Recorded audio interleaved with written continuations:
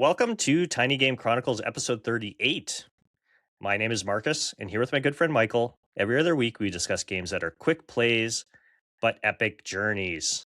It is great to see you today, Michael. How are you doing, my friend? I am very well, Marcus. I'm glad to get stuck into the discussion with you today. So let's get started. Let's get started. Before we do that, though, I do have a question for you. Yes. Do you have a favorite arcade memory? Poof. Arcades, of course, featuring quite heavily in this game. Actually, I do. I'm kind of thinking. I think maybe it was the beginning of my relationship with video games, if that kind of makes sense. So kind of Yep. me sneaking off to the arcade. I think in our supermarket we had some freestanding arcades, and I remember early getting stuck, and I think that was my introduction to Pac-Man, if I that was makes going to say, sense, I right? was going to guess Pac-Man. I was going to guess Pac-Man, yeah. So which I really enjoyed, but I think what eventually got me hooked, and I was a little bit older, was Golden Axe. And Yes. I loved spending, I don't know, my coins continuing the game. Yep. And Golden Axe, I think, was the beginning of my love for RPGs, if that makes sense, right? Mm. So, the fact that we are in a fantastical world, those are my memories. Those are my early, very fond memories. What about you, Mark? Would this have been so just before we get to me, would Yeah. this have been in South Africa? Or would this This would have been in Pac-Man, definitely South America, and South Golden America, Axe in South Africa. Yeah. Okay. Yeah.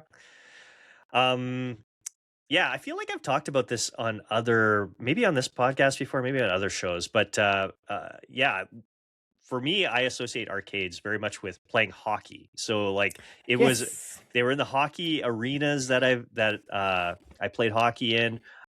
Whether that was like the home arena or when we went away for tournaments. I also remember very distinctly, like there being arcade machines in the pool area, like where like swimming pool within the hotels we were staying at when we went away to play hockey tournaments. So you like hop out of the pool, your parents are sitting kind of poolside at one of the tables or whatever. You get some quarters from them and then you just wander over to play some of the machines. I do remember Pac-Man, although that wasn't a big one. Golden Axe, absolutely. I very much remember Double Dragon. Yes, same here. Now that you mention it, yes. Double Dragon was a big one. Arkanoid. I really like the Brick Breaker games. And I don't know. I have this very distinct memory of a very particular hotel playing Arkanoid in the pool area of that hotel. Yeah, good times.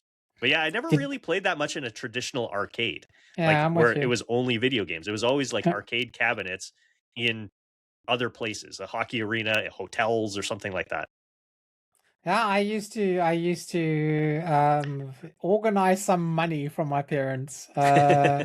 to go and play, and I easily spent a whole afternoon in an arcade, also with the normal flipper machines, right? So pinball, yes, pinball. There we go. Yeah.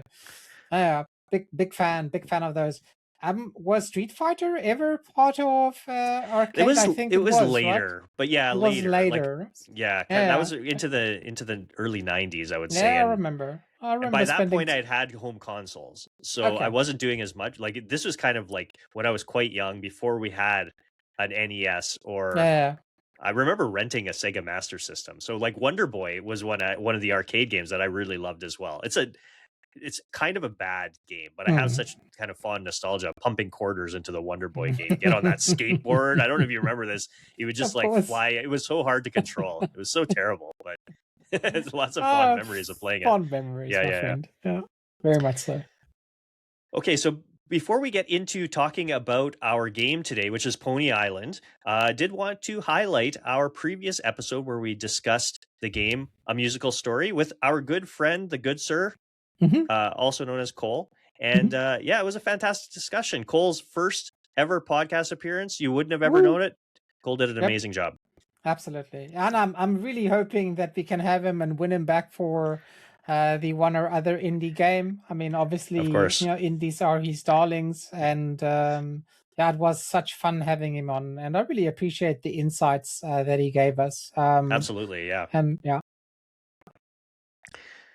Okay, Michael, let's begin our discussion about Pony Island.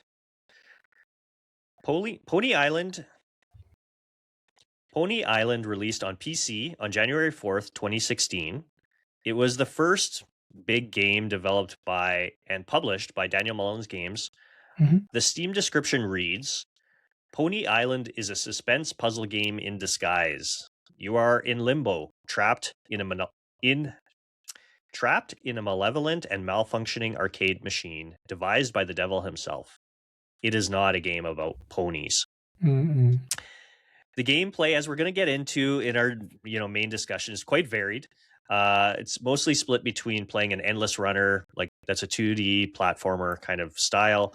There are also these logic-based programming puzzles. There's a few other gameplay mechanics that you encounter throughout. Not going to get too much into the story. We'll talk about why in a second. It's currently sitting at an 85 on OpenCritic. It's considered a classic in the indie space, and I think for good reason. Daniel Mullins is probably more well known, at least at this point, for his most recent game called Inscription.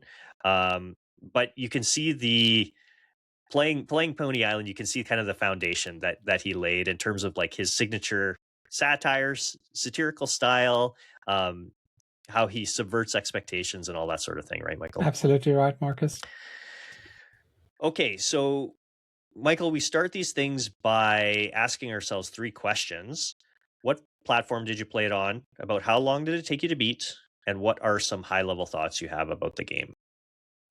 Yeah, so Marcus, I started playing this game on Steam Deck, and man, what a bizarre Yeah, adventure playing it on Steam Deck. I think I got through about 40 minutes, a good way into Act One, and then the game just became, I don't know, unplayable. Right? It was weird enough. I don't know, shifting the controls, grabbing your Steam Deck in very weird ways. Um, Before I kind of came to the decision, as soon as I needed to start typing in messages, that regardless what setup I used, it was not optimal for that type of exercise, that I switched to PC. And it doesn't have cloud saves, Mark. So I needed to, Marcus, I needed to right, restart. right from the beginning. Yeah, it's so annoying when that happens. So Yeah, it was, yeah, it was really, really annoying. And I'm going to say up front, unfortunately, I could not finish this game. I got stuck on some platforming section in Act 3, which I could not pass. My daughter tried for a good half an hour to pass, and her boyfriend as well, and none of us could get past. I think that there is, or there was, some sort of glitch, some sort of error, but I couldn't go back to a previous save. So unfortunately, I watched the last 20 minutes or so on YouTube to kind of see how the story ended. So I didn't have too much of a pleasant experience. If I were to give this an alternative title, Marcus, just I think this catches my top level thoughts as well. I would say that a devilish developer, thank you, Mr. Mullins, made this game and wanted to keep me playing it in a way where he always asked the question, why can't you play the game the way that I intended? yeah. So these are my top line thoughts, Marcus. It's a game about control, perhaps, about awareness. And it definitely is a game that goes into places that you didn't fully expect when you picked it up. So, what about you? Yeah, well, I did the same thing as you. As listeners know at this point, Mm, if I can avoid playing a game on mouse and keyboard, I do so at all mm, costs. And so, of course, I started on my Steam Deck, and like Michael said, I didn't last 40 minutes. Michael, I was maybe mm, 10 or 15, and I was like, mm. "There's no way I'm going to be doing the whole game." And I might add, this is a Steam Deck verified game. Yep, So, like, it has no business being Steam Deck verified. yep. Like, maybe everything works on Steam Deck. It is so like I cannot state, more forcefully. This has no business being Steam Deck played on Steam Deck. Like maybe Yeah. it meets the Steam Deck verified criteria, but You should not play this game on Steam Deck. Do not even attempt it. Don't waste your time. It is not worth it. I was like, after 15 minutes, I'm like, Michael, I don't know that I'm going to be able to finish this game. Yeah. There's no way. And Yeah. I was like legit like going like, are we going to need to get another host? Should we get somebody to, and you're like, you kind of preach patience for me. You're like, okay. And so I reluctantly loaded it up, played it on PC, and it was night and day experience. I would say getting into high level thoughts, I enjoyed this game. I don't think, and it took me about 3 hours to complete. How long did you end up spending on it, Michael? You didn't. You all didn't in mention... all, together with my Steam Deck time, because I can just see Sure. what my Steam, like your Steam clock was. Steam clock says, right? 6.5 hours, Marcus. About 6.5. Yeah. So you had a lot of frustration. I think that my playtime is pretty typical, like about 3 hours, maybe 2.5 to 3.5 is a pretty standard playtime for this game. But yeah, I think that this game's doing a lot of interesting stuff. I can understand why it is considered like a classic. I think that playing, Pony Island in 2026, more than 10 years after it came out, some of the things that it's doing that I think were very unique in that moment that it released are not as unique today, including, having played Inscription prior to. So, I'm getting, it didn't blow my mind, I think, in the way that it might have had I played it in January of 2016, because I've played things that have done similar things since. It doesn't mean it doesn't do those things good. It's just like, it's not quite, oh my God, I am totally with you. Totally shocked, right? Yeah. So before we move on to our deeper dive discussion, I just wanted to give folks a brief reminder about how we talk about games on Tiny Game Chronicles. We like to identify 3 things that we think particularly stood out about a game, get into a deeper dive discussion about each of those 3 things. And we almost always avoid spoilers. I think with this game, Michael, we're going to have to tiptoe around. There's going to be some light spoilers. We're not going to get into the specifics of the story, but this is one of those games, Michael, that people say, and I think rightly so, the less you know about it, the better. Yep. That said, how the heck are we supposed to talk about this game if we don't talk about anything about the game? So if I think what we'll do is, we're not going to completely ruin it for folks that haven't played it, that still want to play it. So you're safe to listen, I think, but probably for the optimal experience, go play the game first. If it's something that has been on your radar, then come back and listen afterwards, because I think 100%.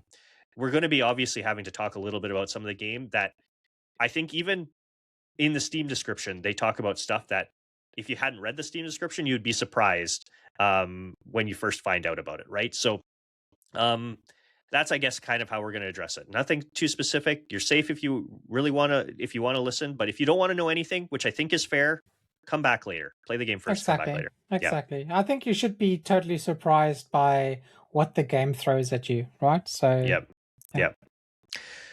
Okay, Michael, let's talk about our first standout. So the thing that we wanted to talk about, I alluded to it at the very beginning of our talk here.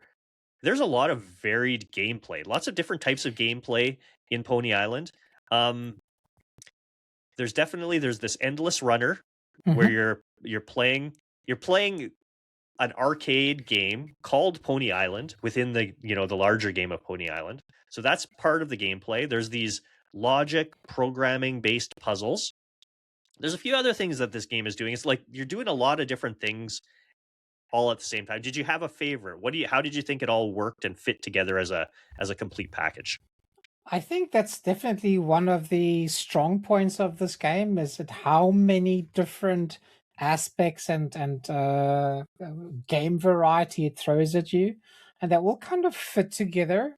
Even though I don't know that we could say that certain parts of the game are kind of totally opposite. We there is an element where we are in 2D and we move from 2D to 3D and things like that, right? So without spoiling it too much, but I really thought that it works well. There is an arcadey part that we're exposed to. There is a world map that we also get exposed to. There are logic puzzles that you refer to lightly as well, Marcus. You need to read conversations. You need to click through menus. And there's some text you're entering by keyboard, right? Like exactly.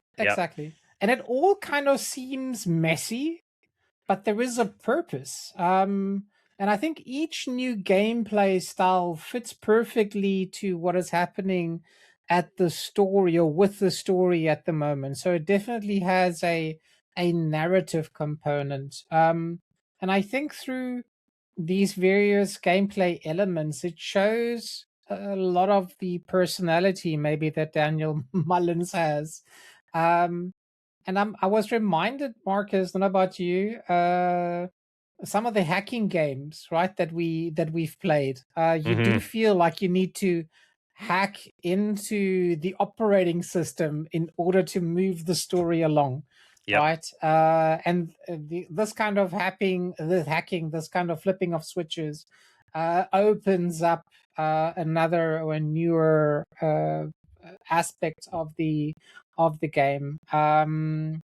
So it never kind of feels old. I think there is a freshness to it.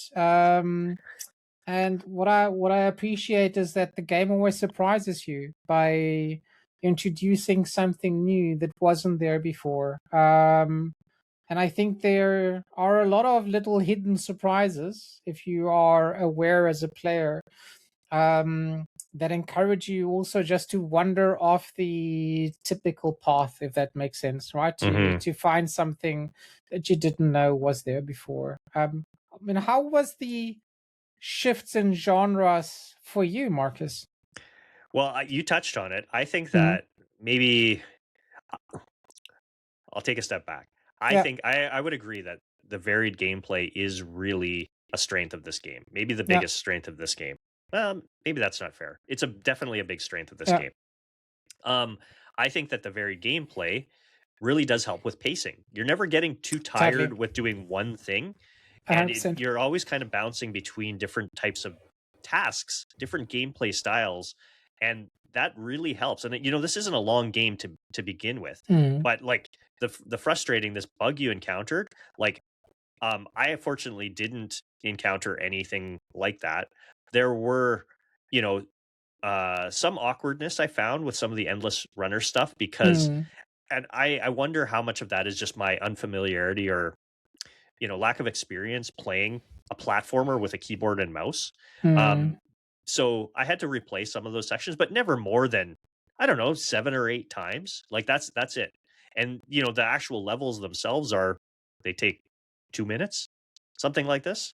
So they're quick, relatively quick. Even if you're struggling, you don't encounter whatever you encountered, Michael. yeah, You're not so you can move on, and then the next time the game is asking you to interact with it, it's something different. It's not the endless yeah, runner back to back to back to back to exactly. back, right? And so I think that really really helps, and I actually really liked the programming hacking puzzles. Once I knew what I was supposed to do, when I first the first one came up and I was on the Steam Deck, I was like, I don't know what I'm even supposed to do because it's like you just click on these icons and you have Correct. to drag them into almost like a The, puzzle piece. You're kind of like fitting correct. them into lines of code, and Correct. they're like functions or something, like coding functions. And you And don't you have have to to choose write code yourself. I mean, no that's the writing key, code. no? No, you're So, just yeah, like you're putting these symbolic functions, I guess, into yeah, the right spots in the code. yeah, And yeah, it's all logic based. So you're like you try to totally. get the code to work the way you want it to, right?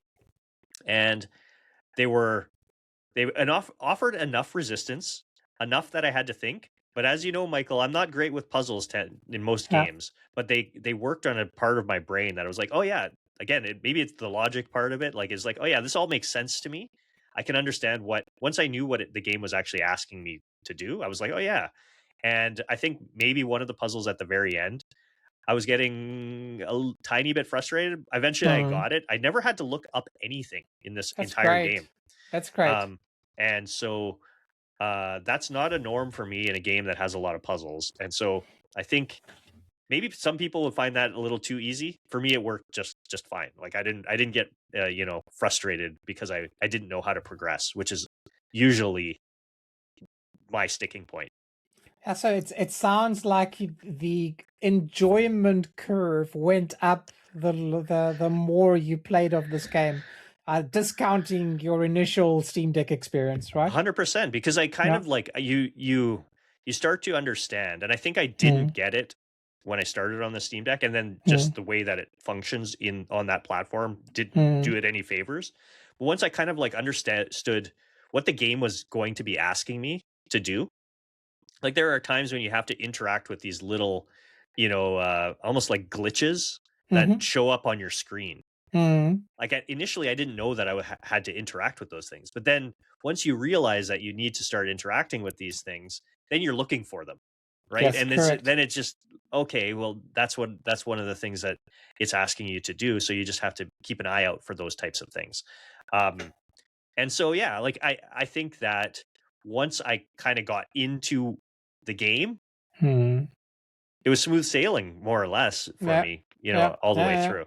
But it was yeah. that initial like real you know, it's not a learning curve. That's not the right thing. But No, no, no. wasn't in the right mindset. I didn't know what it was that the game wanted from me. And then playing it on the Steam Deck in the way that it functions on in that platform, it just was like I was like, Yeah, with you. I don't know that I'm gonna be able to do this, Michael. I was legitimately concerned. I'm like, how the heck are we gonna talk about a game? I don't want to just watch the whole thing on YouTube.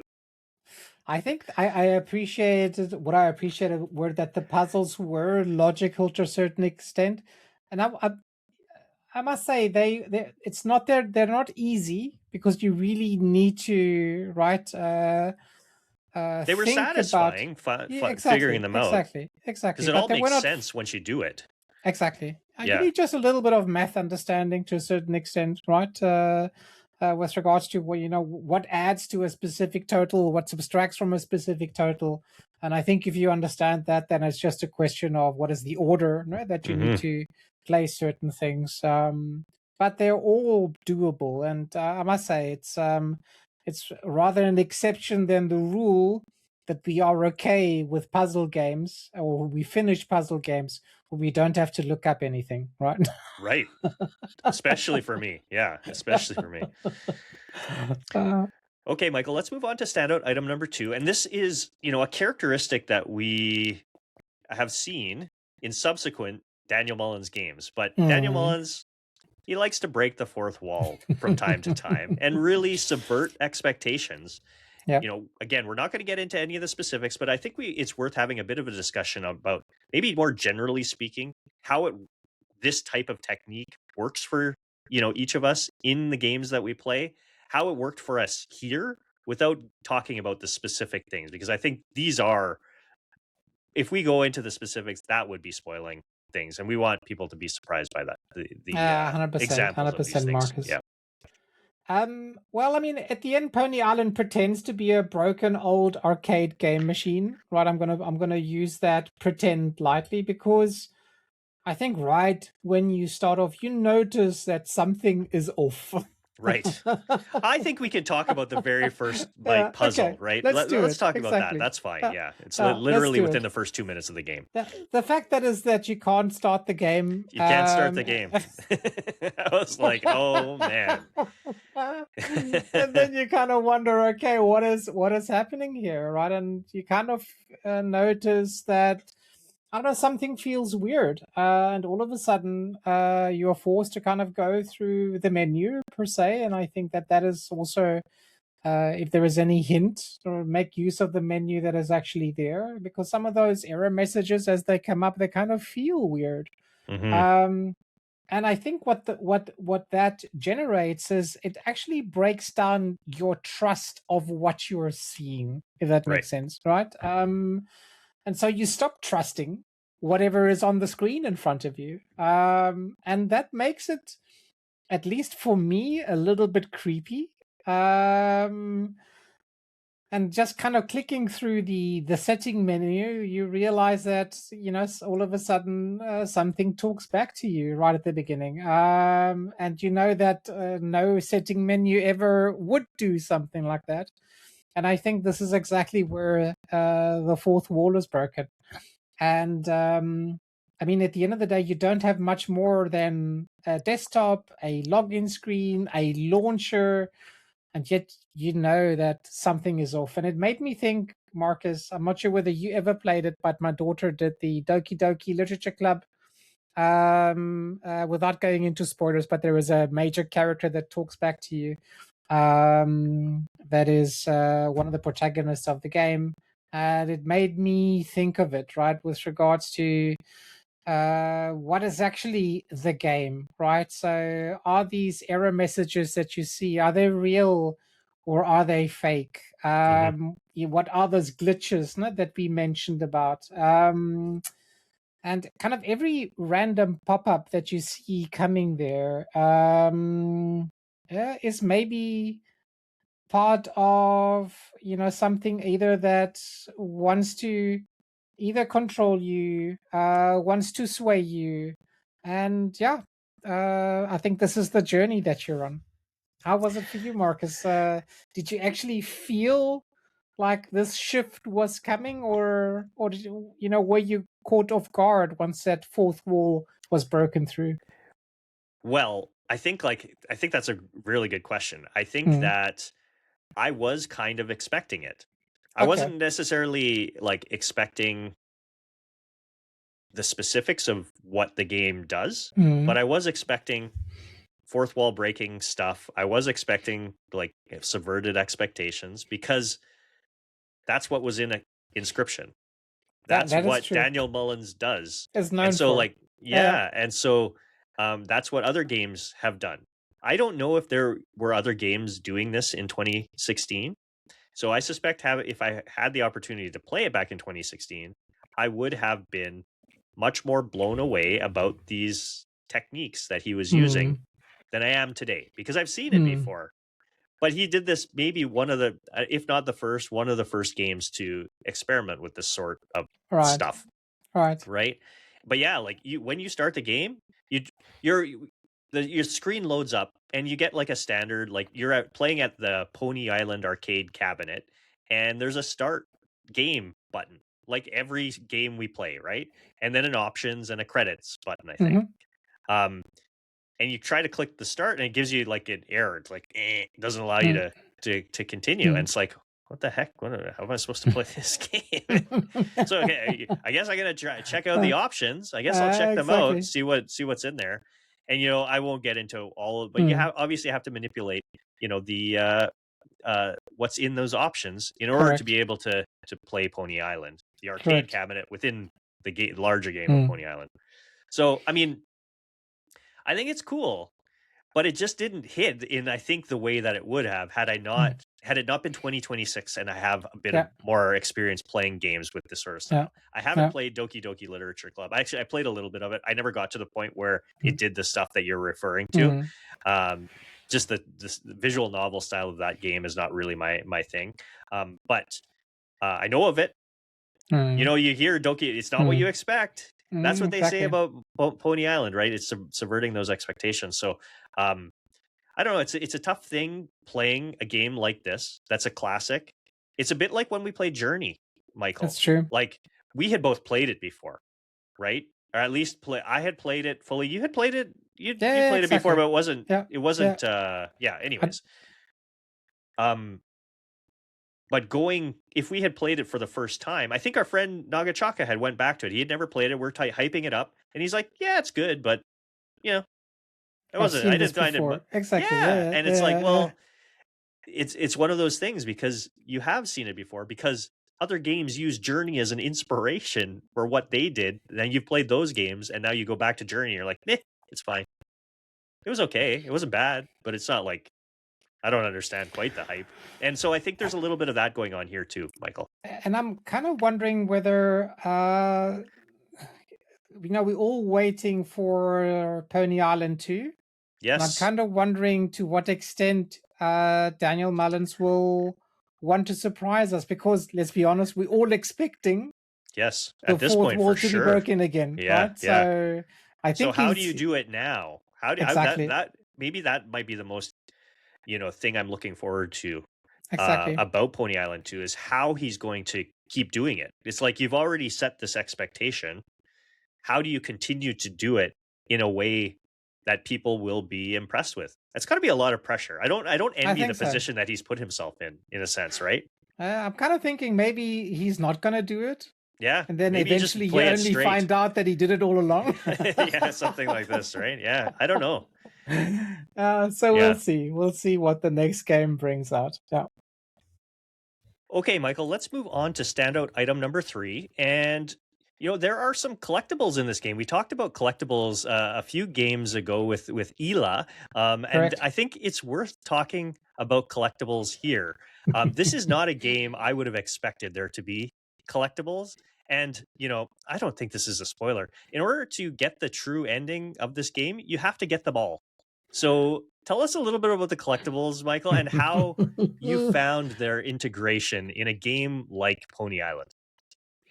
I think it plays with the satire that comes with this game when it comes to collecting tickets, right? As you Yeah, mentioned them, and I don't think that I'm spoiling it. I think all tickets. I think you need to get 24 tickets 24 tickets to, yep. that you need to get in total. Um, and so it's very playful because this is kind of what I really like about Pony Island and about games in general because curious players get rewarded. Yep, Obedient players kind of miss a lot, right? If yep. that makes sense. Um, so I think the best way to really go about it is you need to kind of perhaps think laterally, think a little bit outside the box, and click everywhere, perhaps where you don't suspect it.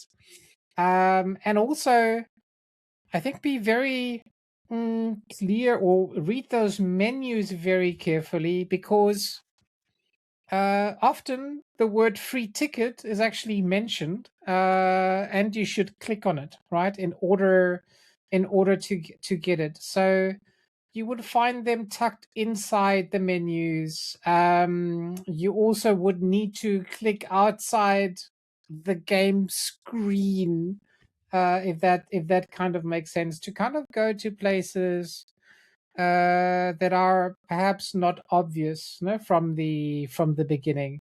But you So also get them. So, like, I mean, you're Mhm. kind of saying about the places that you look for them. They're Mhm. both in, like, Yes, they're outside of the game of the arcade game of Pony Island, but they're also correct. inside the game of Pony Island too, right? Like, they're kind of like scattered throughout the entire Yeah, yeah, larger game of Pony Island that you can explore. Like any, yeah. whether it's in the in-game cabinet, you get it for, I think, hitting, like, there's some, I think, Yes, like in the environment, you just have to jump and capture them, right?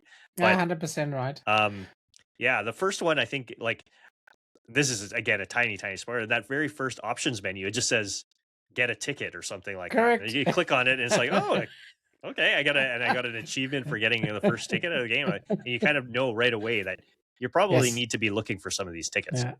And it happens more than once, Marcus. So Yeah. just basically reading that, and I think pay careful attention to the art on the screen because often very small a ticket is actually shown, or at least a stubble of a ticket, if that kind of makes sense, right? So to kind of click on that.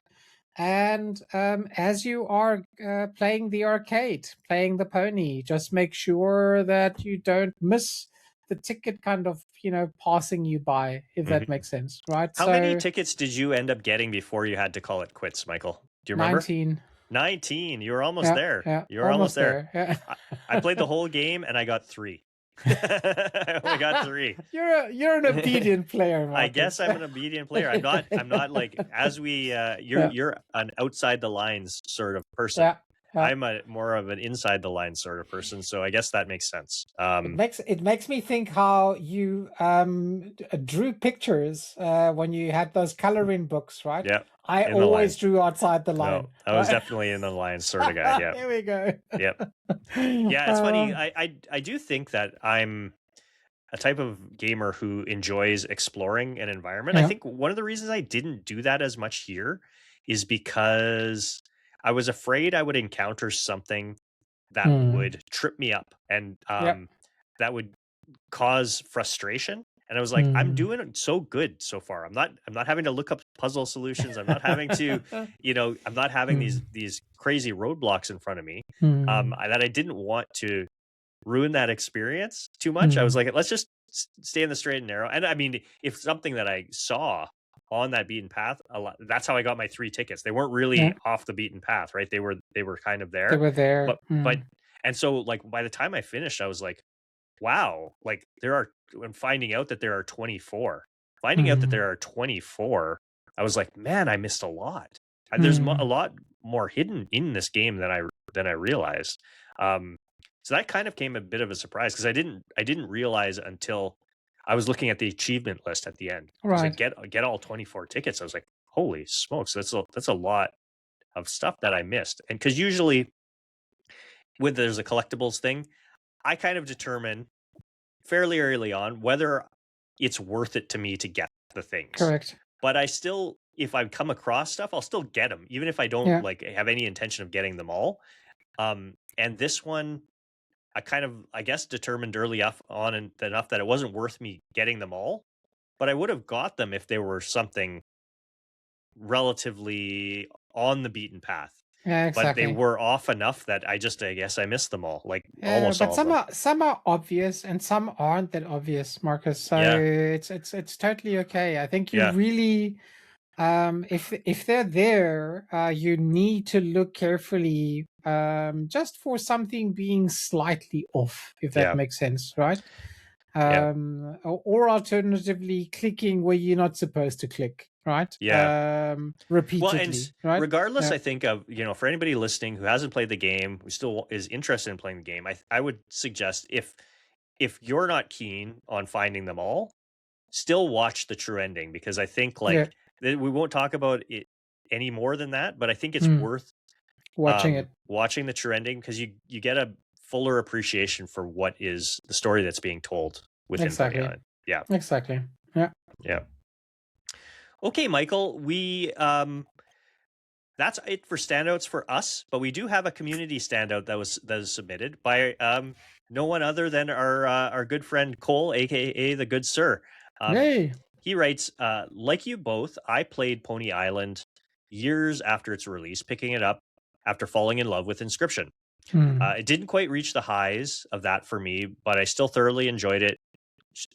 Still thoroughly enjoyed getting lost in it. To this day, I don't think I fully understand the story. I definitely didn't understand the story until I watched a few YouTube videos on it. Yeah, Um, so yeah, watch some YouTube videos if you're so inclined, Cole. That'll exactly. definitely Watch help the clear true things up, ending, Cole. and the Exactly. true ending too. Yeah, Yeah. yeah. And so that's the only one that we got this episode.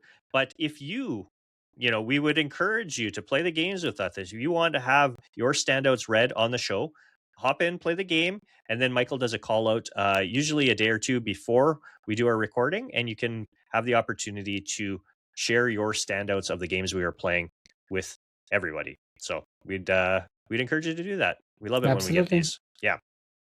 Okay, Michael, let's wrap up our discussion on Pony Island. Okay, Michael, let's wrap up our discussion on Pony Island.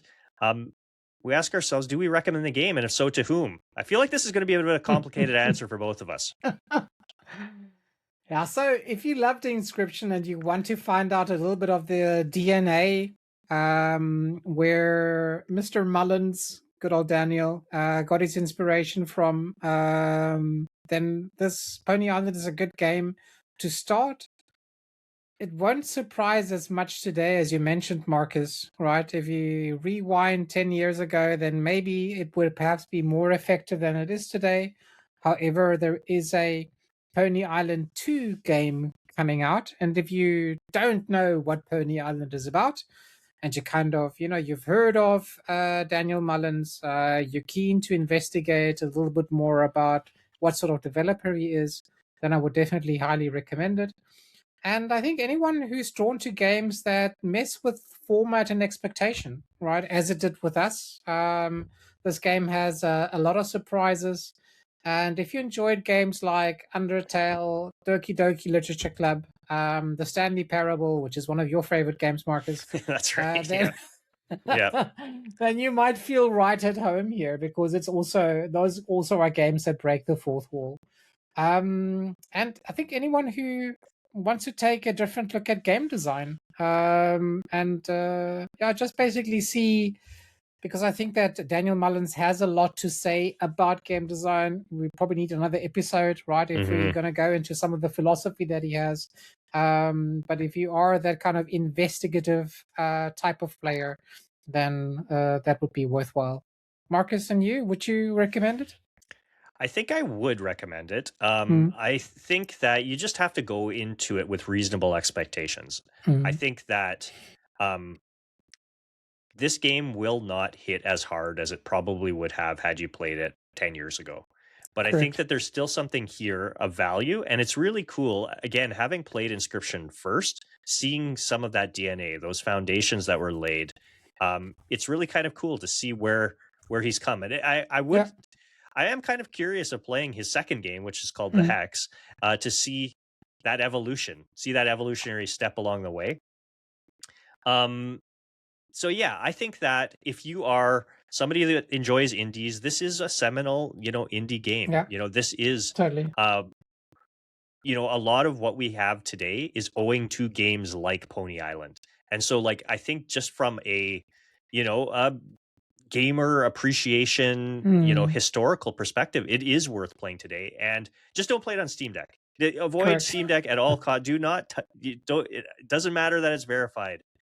Play it Don't on. believe it. Yeah. I do not believe the hype. Yeah, it's not a Steam Deck game. Yeah. So play it on your computer using a mouse and keyboard, and yeah, I think that again, as all the games we do here, it's short. So this game goes on sale all the time.